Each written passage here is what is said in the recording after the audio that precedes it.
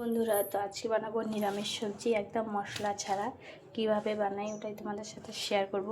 তো আজকে তো মিষ্টি কুমড়ো নেই, নিরামিষ সবজির স্পেশাল সবজি হচ্ছে মিষ্টি কুমড়ো হলে ভালো লাগে। তো মিষ্টি কুমড়ো নেই, ঘরে যেতটুকু আনাজ ছিল অতটুকুই কেটে নিয়েছি। দেখো এখানে দস্তরকচু, আলু, বেগুন, পটল, ঝিঙে সব কেটে নিয়েছি। আজকে এগুলো দিয়েই নিরামিষ করব, গাজর।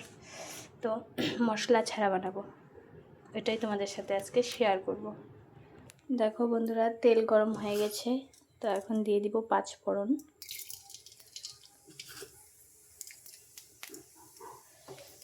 শুকনো লঙ্কা 2টো দিও, থেতো করা আদা দিয়ে দিও, এরপর লঙ্কা দিয়ে দিব, এই সবজিগুলো ঢেলে দিব।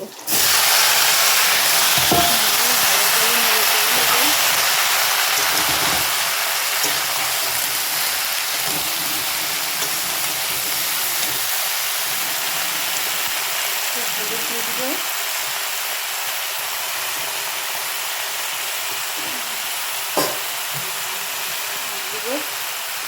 লবণ,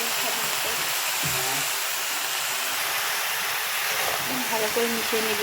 কারণ মাঝে মধ্যে এরকম করেই নিরামিষ তরকারি করলে এরকম করেই করি, মশলা ছাড়া করি।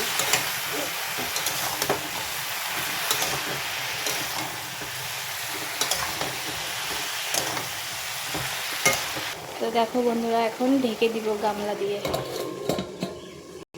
গামলাটা সরিয়ে দিয়েছি, এখন একটু চিনি দিব। চিনি দিয়ে আর একটু রান্না করে নেব। দেখো বন্ধুরা, একটু জল দিয়ে দিব, বাস।